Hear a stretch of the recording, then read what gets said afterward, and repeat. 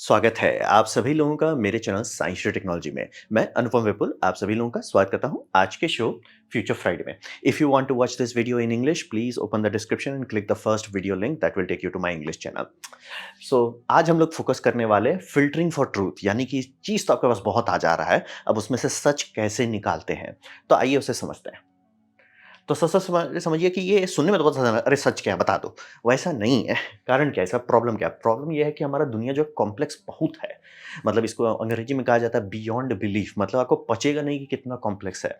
हर field में अगर आप घुसेंगे, घुसते चले जाएँगे। अब वैसे लाखों फील्ड होते हैं, तब जाके हमारी दुनिया चल रही है। तो कॉम्प्लेक्सिटी बहुत ज़्यादा है।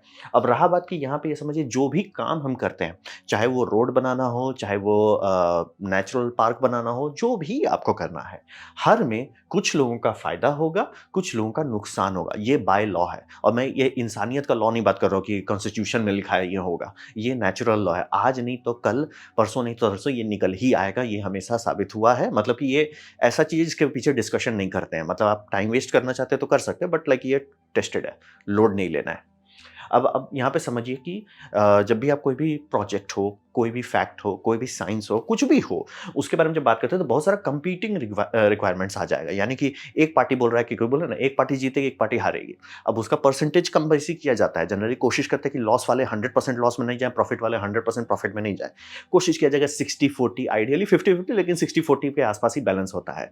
तो बैलेंस हमेशा करना चाहिए। तो हमेशा आपके पास आ जाएगा कन्फ्लिक्टिंग रिक्वायरमेंट, कॉम्प्लीटिंग ये जो समझ लीजिए आपका लड़ाई झगड़ा करने लगेगा। जैसे कि एक पार्टी को कहेगा कि डैम बना दो, उससे हमारा फ्लडिंग नहीं होगा। दूसरा पार्टी बोलेगा सर डैम बना दोगे, कल को पानी के लिए त्राहिमाम हो जाएगा। फिर अब इसमें दोनों बात सच है। डैम बनाने से क्या बाढ़ रुकता है? शॉर्ट टर्म में हाँ, लॉन्ग टर्म में पानी खत्म हो जाता है। हाँ, ये बात भी सच है। ये बात अगर पब्लिक नहीं मान रही, सीधे बोले कि चाइना आपके नदी पे डैम बना रहा है, 5 सेकंड में कोई नहीं बोलेगा कि अरे हमारे पे फ्लडिंग के टेंशन खत्म हो जाएगा। तुरंत बोलेंगे उसको तोड़ो। भैया इजिप्ट तो मिसाइल मारने पे आ गया था। लड़ाई झगड़ा इतना सीरियस हुआ। तो ये समझना बहुत ज़रूरी है कि डैम में ऐसा नहीं कि सबका भला होगा, और जितने लोगों को डिस्प्लेस किया गया है, जो नेचुरल इको डिज़ास्टर बना है, उस सब के बारे में तो बात भी नहीं कर रहे हैं। तो हमेशा आपके पास कन्फ्लिक्टिंग रिक्वायरमेंट्स आएगा, जिसको आपको बैलेंस करना, और कॉन्ट्राडिक्टरी रिक्वायरमेंट भी आ जाएगा। आपको कई बार हो जाएगा कि अगर आप ढंग से स्टडी नहीं किए हैं बहुत सारी चीज़, या वो टेक्नोलॉजी डेवलप नहीं हुई है जो आप खोज रहे हैं, तो कई बार फँस जाइएगा कि ये करने के लिए कैसे करें, क्योंकि कॉन्ट्राडिक्टरी है। कॉन्ट्रडिक्टरी मतलब आपके पास टूल ही नहीं है उसे सॉल्व करने का। तो ये सब होता है। और यहाँ पे समझिए रीज़न्स, यानी कि जो एक्चुअल हो रहा है रीज़न्स, ये पर्सनल होता है, ये बहुत ज़रूरी है। इसको आप बाहर से नहीं समझ सकते। जैसे कुछ लोग हैं कि ये जगह को हमको डुबाना है, वो लड़ मरेंगे, डुबा के ही छोड़ेंगे। तो क्यों है? वो पर्सनल है, उसको आपको समझना भी नहीं है। है? आपका पर्सनल रीज़न है, ठीक है, बस वो पर्सनल रीज़न है, उसका एक स्लॉट बना लिया, उसमें एक आदमी को रख लिया, आगे बढ़ जाइए, आप नहीं सॉल्व कर सकते हैं उसको। तो ये समझना बहुत ज़रूरी है। अब रहा बात, थैंकफुली इंसानियत का डेवलपमेंट जो हुआ है, उसमें एक इंपॉर्टेंट बात आया है कि साइंटिफिक ट्रूथ को वेरीफाई आप कर सकते हो। जैसे कि E equal to MC square बोला है, तो उसे आप पेपर पे टेस्ट कर सकते हैं, लैब में बना के टेस्ट कर सकते हैं, बूम फोड़ के टेस्ट कर सकते हैं, वो सॉर्टेड है। तो ये समझना बहुत ज़रूरी है कि साइंटिफिक ट्रूथ जो है वो टेस्ट करके वैलिडेट किया जा सकता है, उसमें आपको लोड नहीं लेना है। यानी कि अगर कोई बोल रहा है कि अगर हाइड्रोजन का थर्मोडायनामिक कन्वर्शन इनएफिशिएंसी ज़्यादा है, तो आप लैब में टेस्ट कर सकते हो, वो फैक्ट है, वो नहीं बदलेगा। ये एक अच्छी बात है। प्रॉब्लम ये हो जाता है कि उसके सिवा कोई भी चीज़ नहीं है। जैसे कि अगर कनाल सिस्टम आप बनाते हैं, कनाल सिस्टम से जो लोग भी जानते हैं हिस्ट्री को, ये नहीं कि आज कनाल बना, आज पेपर पढ़ के आप बोल रहे हैं कि हम एक्सपर्ट हो गए, वैसे नहीं। अ, कनाल बनाया गया, 50 साल बाद क्या हुआ? वो लोग वाला तो वो सीधा बोलेंगे भैया सोवियत यूनियन सबसे पहले भूत खाया था, वो समुंदर सुखा डाले इस चक्कर में। तो ये करने का, अब वो तो सोचिए नॉर्थ पोल के उतना पास है, ठंडा बोला जाता है उस जगह को। हम लोग इक्वेटर के पास ये बेवकूफ़ी कर रहे हैं, वो भी खुला, पाइप भी नहीं डाल रहे, खुला कनाल कर रहे हैं। क्या होगा हमारा? और उसके बाद तो रहेंगे दिल्ली में पानी की कमी हो गई, मुंबई में पानी की कमी हो गई। इट्स लाइक हाँ भैया, क्या फूँक रहे थे हमें भी बता दो। तो ये समझना बहुत ज़रूरी है कि साइंटिफिक चीज़ को आप वैलिडेट कर सकते हैं, लेकिन उसके सिवा कोई और चीज़ पे आपको हाथ नहीं लगाना है। चाहे वो रिलिजन हो, पॉलिटिक्स हो, इकोनॉमिक्स हो, हाथ ही नहीं लगाना है उस पे आपको। वो आप नहीं कभी कर सकते। ये आपका टास्क बन जाता है। यानी कि अगर आप उसकी गहराई में उतरना चाहते हैं, उसे समझना चाहते हैं, तो वो आपको लोड लेना होगा।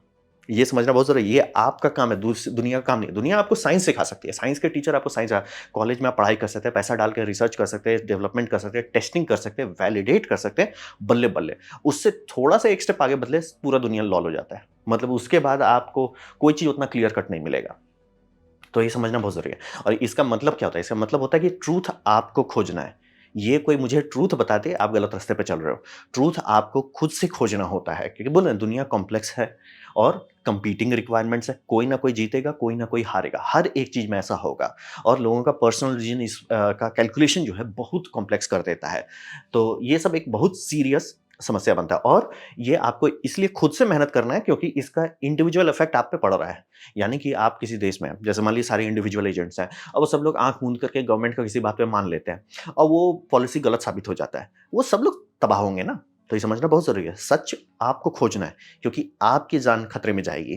तो ये समझना बहुत ज़रूरी है। ये मेहनत आपको करना है। कोई आपके लिए नहीं कर सकता। साइंटिफिक चीज़ को आप कर सकते हैं, लेकिन उससे 1 इंच इंजीनियरिंग में भी नहीं कर सकते क्योंकि आराम से हो सकता है, "अरे भैया तुम इस पे क्यों इंजीनियरिंग कर रहे हो?" क्योंकि वो हमारे पास अवेलेबल है, काम खत्म, डिस्कशन खत्म हो गया। दूसरा कि नहीं वो सिस्टम हम लोग के साथ बहुत बार मतलब समझिए बुरा है। जो ये पास्ट एक्सपीरियंस खराब रहा है, तो वो पर्सनल बन जाता है कि भले वो अच्छा हो लेकिन वो नहीं करेंगे भाई पर्सनल एक्सपीरियंस का। आप उससे लड़ नहीं सकते। है तो है, उसको आपको डील करना पड़ेगा और आपको खुद खोजना है।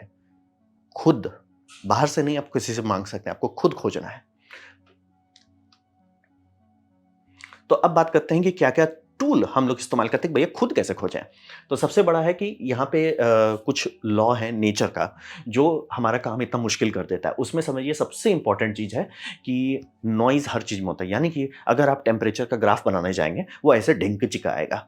आप बोलेंगे इसमें तो कुछ है ही नहीं, ना है, मैथमेटिक्स इसका समाधान निकाल चुका है, जिसे हम लोग कहते हैं एवरेजिंग करना। यानी कि अगर आप दिन का तापमान जैसे मान लीजिए दिन 2 बजे हर दिन के 2 बजे आप टेम्परेचर प्लॉट करते जा रहे हैं और उसको सालों-साल से करते आ रहे हैं, उसमें हौच-पौच बहुत रहेगा। जैसे ही उसे ब्लर करने लगेंगे डेटा को, यानी कि उसका एवरेजिंग निकालने लगेंगे, डेटा में पैटर्न दिखने लगेगा। जहाँ पे वो होगा, जिसे हम लोग कहते हैं थोड़ा ज़ूम आउट करो, डेटा क्लियर हो जाता है। ये समझना बहुत ज़रूरी है कि किसी को भी अगर आपको 1 साल का हम डेटा दे देते हैं कि ये ए साल में एटमॉस्फेयर का क्या रिएक्शंस हुआ है, कोई सेंस नहीं बना सकता उससे, कुछ नहीं समझ में आएगा किसी को। लेकिन वहीं आप उसको 10 साल का दीजिए, अच्छा अब थोड़ा दिखने लगेगा, कुछ हो रहा है। 20 साल का दिखे, अरे अब एकदम क्लियर कट पैटर्न दिख रहा है।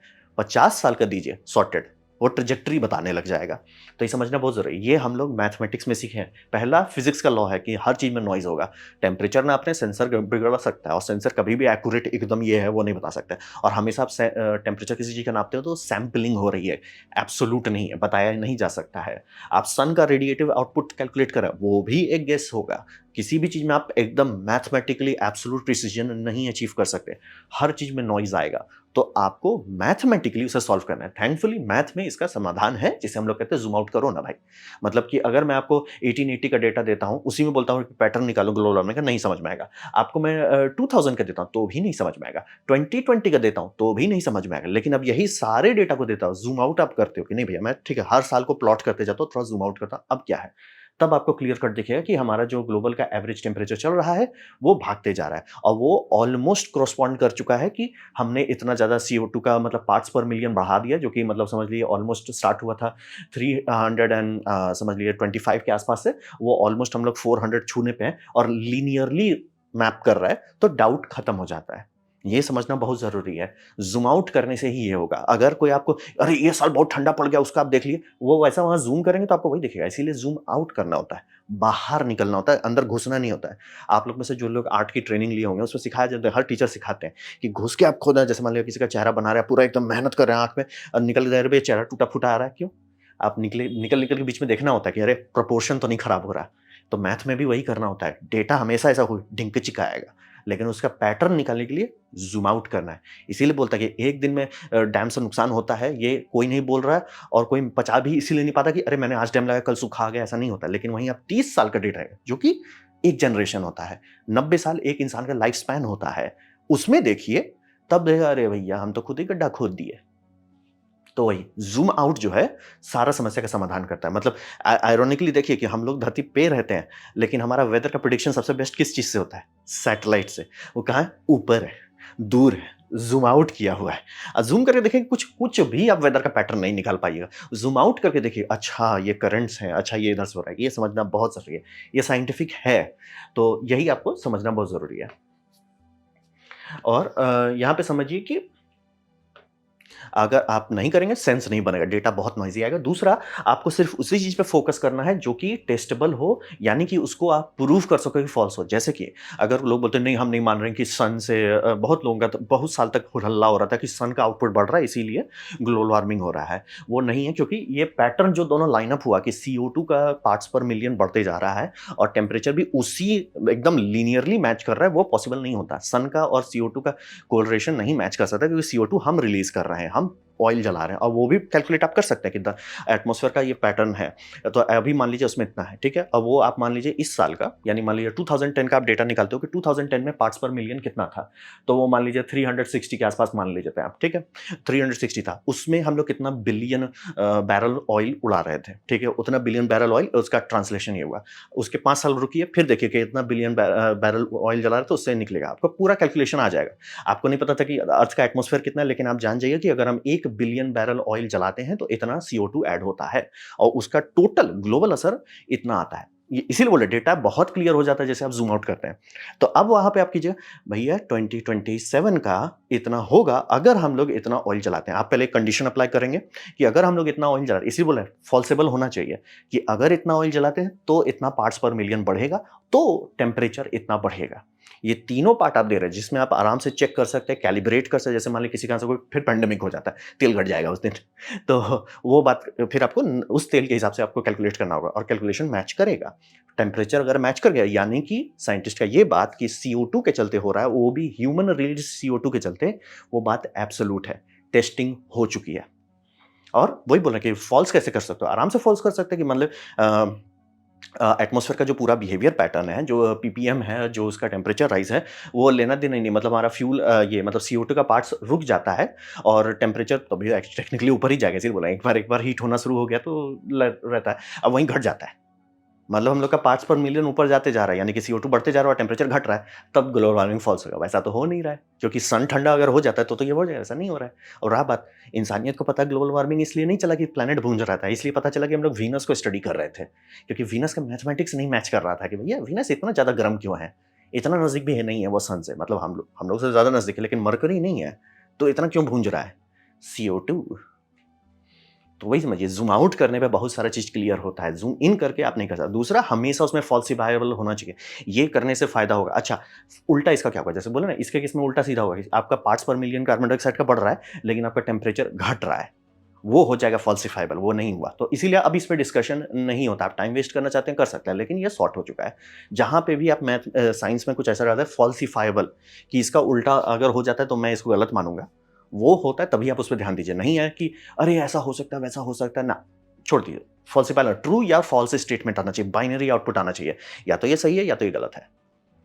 तभी तभी ज़ूम आउट करते हैं। अब बात करते हैं थोड़ा कंट्रोवर्शियल टॉपिक पे। तो ईवी का मैंने वीडियो बनाया था रिसेंटली, उसका फास्ट चार्जिंग क्यों बैंड बजा रहा है ईवी का। तो काफ़ी लोग समझे, लेकिन काफ़ी लोग मिसाइल मारने पे आ गए, तो उनको थोड़ा क्लियर करते हैं। तो चलिए, ईवी के बारे में हम टेस्टेबल पॉइंट्स क्या ले सकते हैं। टेस्टेबल पॉइंट होगा कि एयर क्वालिटी और ऑयल कंजम्पशन घटेगा। हम लोग ईवी में क्यों जाना चाहते हैं? मेन कारण है पर्यावरण साफ रहना चाहते हैं, सुधरना चाहते हैं, चकाचक रखना चाहते हैं। आप लोग में से जो लोग मतलब थोड़ा आउट एरिया से गुजरते होंगे, देखते होंगे कि आजकल बहुत अमोनिया का आपको जुगाड़ दिख रहा होगा ट्रक वाले के पास। क्यों है? अमोनिया डालते हैं ताकि उसका एग्जॉस्ट से इमिशंस कम हो सके। ये हम लोग ट्रक्स में कर रहे हैं। क्यों? पर्यावरण साफ रखना चाहिए। सांस, आपको लंग कैंसर नहीं लेके घूमना है, तो हर कोई करना चाहता है, ठीक है? तो अगर हवा क्वालिटी, इलेक्ट्रिक गाड़ी का सेल्स बढ़ते जा रहा है, हवा क्वालिटी बेटर होते जा रहा है, बल्ले-बल्ले। ऑयल कंजम्पशन घटते जा रहा है, अति बल्ले-बल्ले। ये सब आपका टेस्टेबल हो जाएगा। यानी कि मैंने गाड़ी बेचा, तेल कंजम्पशन घट गया, हवा का क्वालिटी बेटर हो गया, बल्ले-बल्ले। वो और अगर उसका बोला टेस्टेबल का मतलब होता है कि ये नहीं होने पे क्या होगा? नहीं होने पे होगा कि देश और तेल खा रहा है। मतलब देश पहले जितना तेल पी रहा था, उससे ज़्यादा, आप कहने को आप कह रहे हो कि हम ज़्यादा बेच रहे हैं, लेकिन तेल भी ज़्यादा खप रहा है, तो कुछ धांधली है। और फिर अगर लोग उसमें ये कहने लगते हैं कि ईवी चीप है, तो क्योंकि लोग खरीद रहे हैं, तो कैसे ईवी चीप हो सकता है? हाँ भी और नहीं भी, क्योंकि अमीर लोगों का चीप और हमारा चीप में बहुत बड़ा अंतर होता है। जैसे कि मेरे लिए बहुत बड़ी बात है कि एस्प्रेसो में मैं चल रहा हूँ, वहाँ अमीर लोग ऐसे के बीच में मैं रहता हूँ, उतनी की तो उनकी घड़ी आती है। मजाक भी नहीं कर रहा हूँ। तो वही समझिए। तो अगर वैसा डेटा आपके पास आ रहा है कि एयर क्वालिटी जो है, ऑयल कंजम्पशन जो है और ईवी का दाम जो है, ये सब कॉन्ट्रडिक्ट कर रहा है, तो इसमें पैटर्न क्या हो सकता है? इसमें पैटर्न होगा कि ईवी बहुत लिमिटेड है, यानी कि बिक रहा है, लोग खरीद रहे हैं, लेकिन उसे टोटो में सक्सेस है। बाहर उससे ज़्यादा उसका वो नहीं हो रहा है, जो मतलब ग्लोबल स्केल पे, मतलब कि कंट्री लेवल पे उतना असर नहीं आ रहा, वो बहुत लिमिटेड है। ट्रक तो छू भी नहीं रहा है। और या सब्सिडी दबा के दिया जा रहा है, मतलब कि अगर आप कह रहे हैं कि ईवी सस्ता है और लोग ईवी पे नहीं कूद रहे हैं और हवा का क्वालिटी भी नहीं साफ हो रहा है, तेल का कंजम्पशन भागते जा रहा है, तो यानी सब्सिडी दबा के दी जा रही है, तो वही निकलेगा।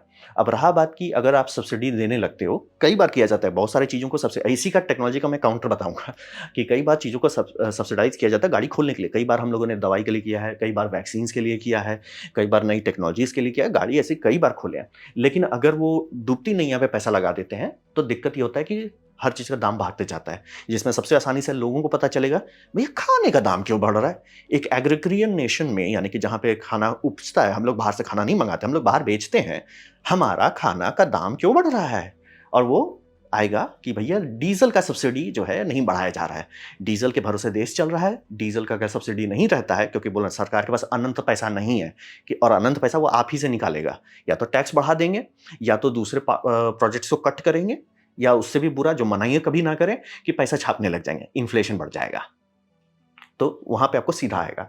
अब रहा बात की अच्छा ऐसा क्यों हो सकता है, राइट, ठीक है, मैंने आपको बता दिया कि यहाँ पे डेटा आ रहा है, हॉच पॉच है, बहुत सारा नॉइज है, तेल का हमारा बढ़ते जा रहा है। 2019 का तेल देखिए, 2020 में घटा क्यों, लॉकडाउन हुआ था, वो होना चाहिए था। अगर हम लोग का मतलब 2015 से हम लोग डाले जा रहे हैं इसमें, आपका 2015 से इन्वेस्ट इस पे किए जा रहे हैं, सब्सिडी पे सब्सिडी दे रहे हैं, ये हम लोग का नेचुरली होना चाहिए था। पेंडेमिक पे हुआ, ठीक है, मान लो वहां हो गया, अब उसका सब रीसेट हो जाएगा ना, वो बढ़ते गया, 2023 में 5.1 पहुंच गया है। पेट्रोलियम प्रोडक्ट्स है बाय द वे, पेट्रोल का भी आप देखिएगा, ये अब बोल सकते हैं नहीं डीजल बढ़ रहा है, ना ना ना, पेट्रोल भी बढ़ रहा है, पेट्रोल और तेजी से बढ़ रहा है, सीएनजी भी बढ़ रहा है बाय द वे, तो सब बढ़ ही रहा है, घट कुछ नहीं रहा है। और रहा बात की काफ़ी लोग उसमें कह रहे थे कि अरे हमारा इतना तो 15 रुपया में फास्ट चार्जिंग हो रहा है, उतना महंगा नहीं है, लाइक सब्सिडी है इसलिए महंगा नहीं लग रहा है। कितना सब्सिडी है, बहुत पहले, कुछ साल पहले, 2015 के आसपास में ये उतारा गया था, FAME, फीमा इंडिया करके उतारा गया था, nation mission on electric mobility करके ये स्कीम उतारा गया था। उसका अभी मार्क 2 स्कीम चल रहा है और अभी मार्क 3 स्कीम पे काम चल रहा है, जिसमें 10,000 करोड़ डालने की बात हो रहा है। खुद बताइए कितना बिलियन डॉलर है, इसीलिए आपको और बाय द वे ये सिर्फ मैं स्टेट गवर्नमेंट का नहीं निकाल रहा हूं, मैं सिर्फ नेशनल गवर्नमेंट का निकाल रहा हूं, स्टेट गवर्नमेंट का निकालेंगे तो अलग अलग स्टेट का और मिलेगा। तो ये समझना बहुत जरूरी है, सब्सिडी डाल के घटाया जा रहा है दाम, ना कि उसका दाम ओरिजिनली घटा है। टाइम फ्रेम 2015 में बड़े बड़े स्टेप्स लेने लगे, तो हल्ला तो उससे पहले भी हो रहा था, लेकिन वो छोटा था, मतलब कि नेचुरल था कि ठीक है भाई 100 करोड़ तो हंसी खुशी का लोग मतलब सरकार जो है देती है यूनिवर्सिटीज़ को, आईआईटीज़ को कि भैया आप इस पर रिसर्च करो, वो करो। मैंने भी जैसे वो कहते हैं CO2 सुपर क्रिटिकल टर्बाइन के बारे में ऐसे किया जाता है, नॉर्मल है, 100 करोड़ 200 करोड़ कोई बात नहीं है, 10,000 करोड़ बड़ी बात है। जैसे कि अब आप ये पैसा दे रहे हो कि 10,000 रुपया हम देंगे पर किलोवाट, अगर आप मतलब ये गाड़ी के मैन्युफैक्चरर्स को, और आप बीच में देखेंगे बहुत ऊट पटांग से गाड़ी आई जिसमें हाइब्रिड के नाम पे कुछ है नहीं, जबरदस्ती का हाइब्रिड कह रहे हैं। माइल्ड हाइब्रिड जो था वो इसलिए था कि सरकार ने उसमें ये दे रहे थे, सब्सिडी दे रहे थे, नहीं तो कोई नहीं बनाता, कोई बनाता ही नहीं, माइल्ड हाइब्रिड का कोई सेंस ही नहीं बनता है, लेकिन सरकार चाह रही थी जबरदस्ती का, तो उसमें सब्सिडी देने लगी। जहां सब्सिडी रुका प्यार से सब गाड़ी निकल लिया। तो ये समझना बहुत ज़रूरी है, हर एक लेवल पे अगर सब्सिडी दी जा रही है, बनाने वाले को दबा दबा के आप पैसा दे रहे हो, फास्ट चार्जिंग वाले को दबा दबा के आप पैसा दे रहे हो, और दबा दबा के आप पैसा इस पर खर्च करोगे, और आपका तेल अभी भी खरीदना ही है बाहर से, समझ रहे, आप डबल डिपिंग कर रहे हो। यानी कि अब सरकार के पास होगा या तो पैसा कहीं से काटें या तो इन्फ्लेशन बढ़ाएं, और कोई ऑप्शन नहीं है। और काफ़ी लोग हैं कि वो अरब पे डिपेंडेंट रहना चाहते हो, इसलिए अरब पे रहेंगे तो आपके पास फ़ायदा है कि अरब के पास जाओ, रशिया के पास जाओ, वेनेजुएला के पास जाओ, बुद्धि है तो सीवीड बायोफ्यूल करो, कुछ कर सकते हो। अगर इलेक्ट्रिक पे कूद के बिना सोचे समझे और बिना ढंग से, जो कि मतलब अभी हमारे पास कुछ नहीं रेडी है उसको करने के लिए, ना तो बिजली है ना तो बैटरी का मटेरियल, सीधे चाइना पे डिपेंडेंट हो जाएंगे, और चाइना का कोई बैकअप नहीं है कि आप इधर चले जाओ उधर चले जाओ, कुछ नहीं, सीधे वो बोलेंगे आ जाओ भाई आ जाओ। तो वही बोल रहे हैं, और पैसा तो आपको तभी भी देना पड़ रहा है, पैसा तो आप दोनों तरफ से दे रहे हैं। तो इसीलिए बोल रहे हैं कि डेटा में फॉल्सिफाइबिलिटी दिख रही है तब जाके मैं चढ़ रहा हूं, ऐसा नहीं है कि मैं तो खुद ही चाहता हूं कि भैया हवा साफ हो, दिल्ली में गए थे हवा साफ होना चाहिए था, नहीं है। क्यों नहीं है? क्योंकि हाइब्रिड नहीं है, सब इलेक्ट्रिक कर रहे हैं, सब खरीद रहे हैं प्यार से, सब, या तो पेट्रोल आपका ये पी रहा है, ट्रक पी रहा है पेट्रोल। अब इसी को कंपेयर करते हैं, सेम मैं जो रूल्स लगा रहा हूं सेम रूल्स मैं सोलर पे लगाता हूं, ठीक है। तो सोलर का भी हल्ला हुआ है, वो भी मतलब वो तो काफ़ी पहले से हल्ला हो रहा है, 2010 से उसका भी ज़ोर-शोर से हल्ला हो रहा है। तो उसका टेस्टेबल पॉइंट क्या होगा?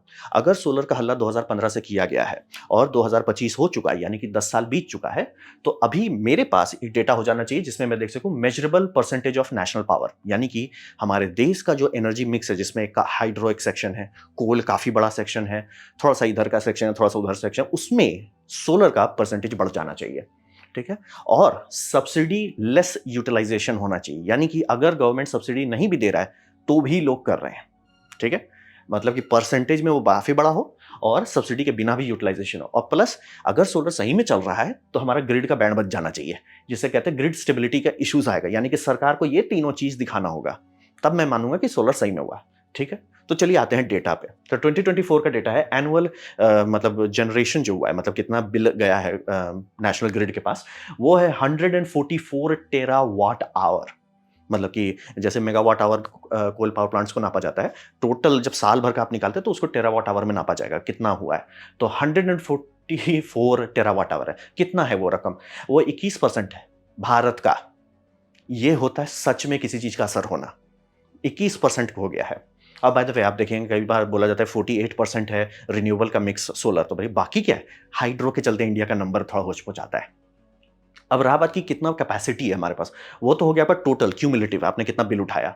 प्लांट कितने हैं हमारे पास? प्लांट हमारे पास है 100 गीगावाट से ज़्यादा क्यूमुलेटिव प्लांट है, यानी कि इंडिया पे अभी जब धूप पड़ रहा है, 100 गीगावाट निकल रहा है। और इसको कंपेयर करते हैं, ठीक है? ये है 2024 का, इसको मैं कंपेयर करता हूँ 2015 से। जैसे मान लो 2015 में सरकार ने इलेक्ट्रिक पे भी पैसा डालना शुरू किया था, उस टाइम 3 था। 3 वर्सेस 100, इसे कहते हैं एक्सपोनेंशियल जंप, यानी कि प्रॉफिट दिखने लगा, लोग डालने लगे, उससे सेल्फ फुलफिलिंग वो होने लगा, धड़-धड़ करके भागने लगा। और जैसे मैंने बोला subsidy less utilization, UP, Bihar, Jharkhand, मतलब बेसिकली ये जो एरिया बना हुआ है जहाँ पे काफ़ी खराब है पावर का स्टेटस, जिसमें से हमको बिहार वाले एरिया से गुजरना पड़ा था, तो काफ़ी डिटेल में देखने को मिला। यहाँ पेट्रोल पंप वाले बिजली कटा दे रहे हैं। अगर सोलर का आप सब्सिडी लेते हैं तो उसमें आपको ग्रिड टाइप पे ही सोलर में ये मिलता है, क्या बोलते हैं, सब्सिडी मिलता है। दूसरा, अगर बहुत बड़ा लगाते हैं तो उसमें नहीं मिलता है सब्सिडी।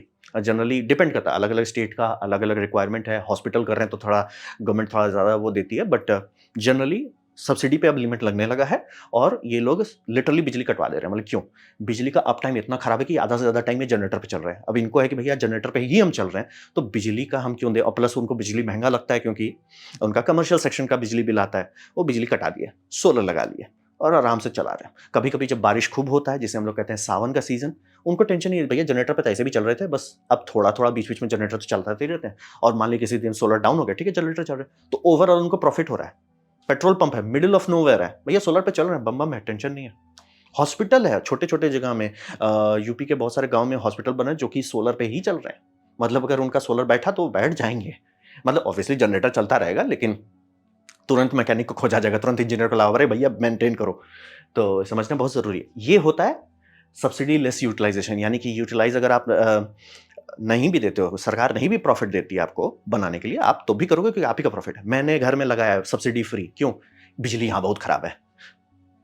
और रहा बात, अगर घर का पूरा सोलर कर देता, अगर ये बिजली अच्छी होती, बिजली बिल ज़ीरो हो जाता। लेकिन चूँकि बिजली खराब है, पैनल भी ज़्यादा लगाना पड़ेगा, उसमें भी उतना दाम नहीं लग रहा है, बैटरी अभी भी लटका हुआ है, इसीलिए बहुत महँगा आएगा करने में। अब रहा बात कि जो मैंने आपको बताया कि सरकार के पास समस्या आने लगेगा, ग्रिड अनस्टेबल होगा, इतना सोलर डालेंगे। क्या ऐसा हुआ? एकदम हुआ। ये भारत सरकार का सर्कुलर है, आप लोग को पता होना चाहिए कहाँ पे मिलता है ये सब। तो उसमें देखिए, central government amends electricity right of consumers rule 2020 by introducing time of day TOD tariff and simplification of smart metering rules. कहना क्या चाहते हैं? 2023 में ये स्मार्ट रूल का पास गवर्नमेंट का स्टाम्प लगने में बहुत टाइम लगता है कि अब अगर आप दिन में बिजली खाते हैं, दिन में कम यूनिट लगेगा, मतलब कि दिन में यूनिट का दाम कम होगा। ये कमर्शियल सेक्टर में जनरली लागू किया जाता है, यानी कि दिन में आप दबा के बिजली खाइए। क्यों?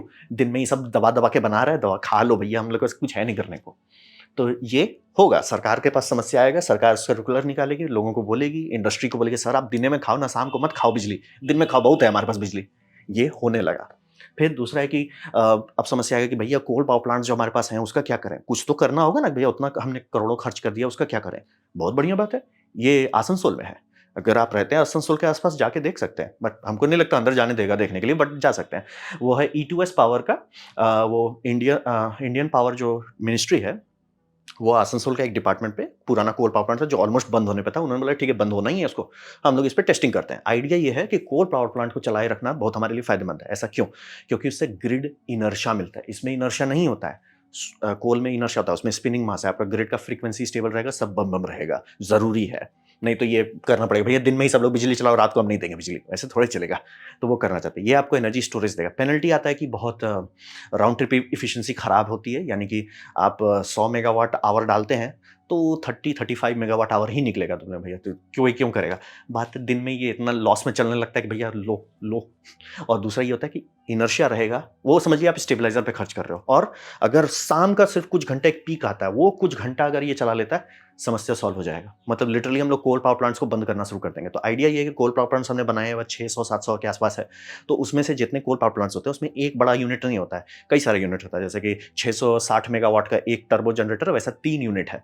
तो बोलेंगे एक यूनिट को कोल पे रखे रहो बैकअप के लिए या ब्लैक स्टार्ट के लिए, और बाकी 2 को इसमें कन्वर्ट कर दो, जिसमें आपका ग्राफाइट ब्लॉक है, जिसमें जब दिन में प्रोडक्शन हो रहा है वो बिजली खरीदेगा, गर्म कर देगा ब्लॉक को, और ब्लॉक से आपका स्टीम चलता रहेगा। फिर इनर्शिया है, जैसे ही धूप जाएगा उसकी गर्मी से अब वो ठंडा होना शुरू हो जाएगा और वो आराम से आपका स्टीम टरबाइन चलता रहेगा।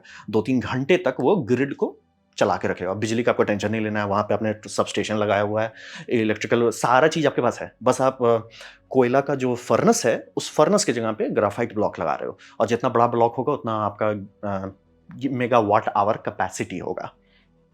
तो और उसका मेगावाट आवर कैपेसिटी होगा, जो उसका एक्चुअल पावर है वो तो एग्जैक्टली वही रहेगा जो टर्बो जनरेटर का है। तो लोड नहीं लेना है ये। मतलब समझ लीजिए इस पे सरकार दबा के पैसा डाल रही है, क्योंकि ये टेक्नोलॉजी रेडीनेस लेवल 7 पे है, इसे अब दबा के 9 पे लाने की कोशिश कर रहे हैं। तो ये होता है, मैंने वही रूल लगाया जैसे मैं ईवी पे लगाता हूँ, उसी को लगाया सोलर पे। लोग बोल रहे हैं बिना सब्सिडी के भी लोग सोलर पे कूद रहे हैं, और सब्सिडी में हमारे पास तो ये फायदा हो रहा है, एक्चुअली पैसा ला रहा है इंडिया में, क्योंकि इंडिया का सोलर पैनल बहुत सारा बाहर चला जा रहा है। तो बोले नुकसान हो रहा है हमारा, नहीं, उससे डॉलर आ रहा है, डॉलर से ओपेक में जा रहा है, तेल आ जा रहा है। जो आपके इलेक्ट्रिक गाड़ी तेल पी रहे हैं ना, उसको उसको खरीदना पड़ेगा ना। तो वही करे, हम लोग कोल पावर प्लांट को बदलने पे लग रहे हैं, दिन में बिजली खपाने के लिए लगे हुए हैं, और प्रोडक्शन 21% आ चुका है। और इसको कहते हैं कि एक्चुअली में कुछ हुआ, हल्ला नहीं, हुआ नहीं। और इसीलिए अब लोग इसके बारे में बात नहीं करते, क्योंकि ये हो गया, बोरिंग हो गया है अब। मतलब कि अगर करंट रेट पे हम लोग चलते रहे 20 से 30 साल के अंदर, हम लोग ऑब्वियसली एनर्जी स्टोरेज को अभी भी पिकअप करने में टाइम लगेगा, लेकिन सोलर सॉर्टेड हो जाएगा। सर सोलर सॉर्टेड है, बाकी सारा चीज आपका अभी भी चिपका हुआ है। और कोल पावर प्लांट को इसीलिए पड़े हुए हैं कि 600 कोल पावर प्लांट है हमारे पास, उनको कन्वर्ट कर देते हैं, बम बम हो जाएगा। तो अब बात करते हैं सेल्फ के बारे में। तो यहां समझना बहुत जरूरी है कि आपको कोई नहीं बताएगा, मैं भी नहीं बताऊंगा क्या सच है क्या झूठ है। साइंटिफिक चीज के बारे में बात हो सकती है, जैसे कि धरती गोल है, कैसे पता है? मैंने खुद से फोटो खींचा है कि धरती को ध्रुव तारा में घूमते हुए देखा है, मेरा इंस्टाग्राम में जाएंगे, बहुत पुराना फोटो है, दिख जाएगा आपको। तो मुझे पता है क्योंकि मैंने खुद खींचा। आप कह सकते हो नहीं फेक है, आप कह सकते हो, मैं तो नहीं कह सकता ना, क्योंकि मैंने खुद खींचा है। तो ये बात आप पे भी लागू होगा। आपको खुद से मेहनत करना है, खुद से रिसर्च करना है, तभी आप जान पाएंगे सच है या झूठ क्या है, क्योंकि आपको कोई नहीं बताएगा, न्यूज वाले आपको नहीं बताएंगे। जैसे मैं खुद ओपनली आपको बोल रहा हूँ, अगर आप इंजीनियर्स को पैसा देते हो वो उटपटांग चीज पे भी काम करेंगे। जैसे मान लीजिए कि आप पब्लिक को हाइड्रोजन बेचना चाहते हो, आप सच बोल के उनकी बैंड बजा सकते हो। आप उनको सच बोलो कि हाइड्रोजन कल सस्ता हो जाएगा। कैसे सस्ता हो जाएगा सर? हो जाएगा ना।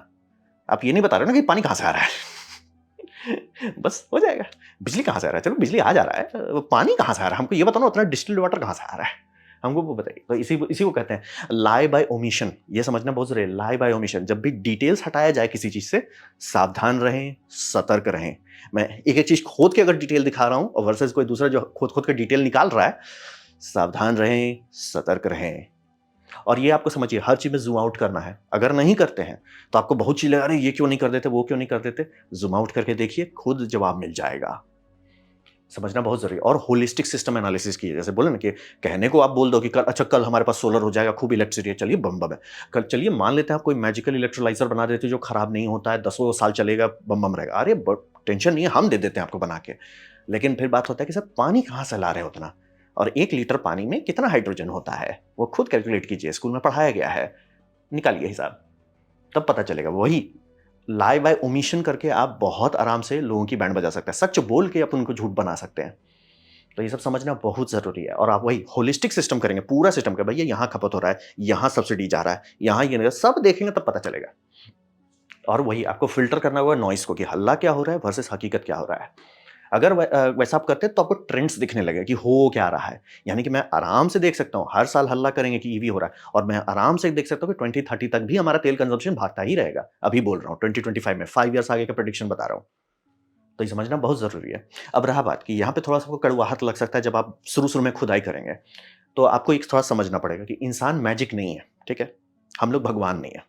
तो इसका मतलब क्या होता है? इसका मतलब होता है हम लोग फ्लॉड क्रीचर्स हैं और यही हमें इंसान बनाता है कि अगर आप पर्सनली किसी चीज़ में इन्वेस्ट कर देते हैं, आप उसी के पीछे पड़े रहते हैं, जिसे कहते हैं ना संक कॉस्ट फैलेसी।